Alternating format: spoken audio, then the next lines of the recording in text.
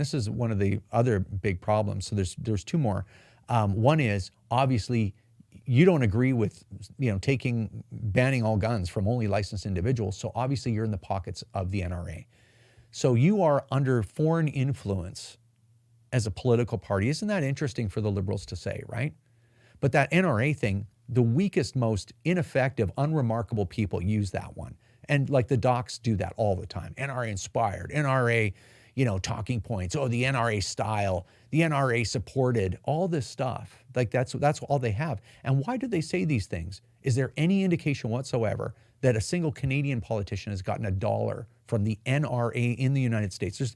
The NRA has zero to gain by involving itself in Canadian politics, like nothing.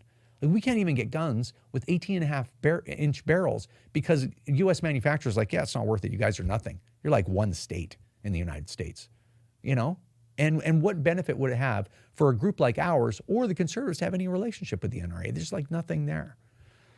And the reason why, and they all know that, and the reason why they do that is because they want people to hate us.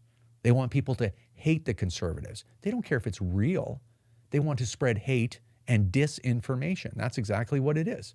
All that coming from the government that says we have to censor the internet and censor your ability, impact your ability to find what you want online because we need to manage hate and disinformation. Like it's just crazy, right? So anyway, that has real life consequences because I see it not every day, probably twice a week online. You're funded by the NRA. And it's like, that is like literal disinformation propagated by Justin Trudeau and the rest of the Liberal Party, the actual sitting government of a G7 nation.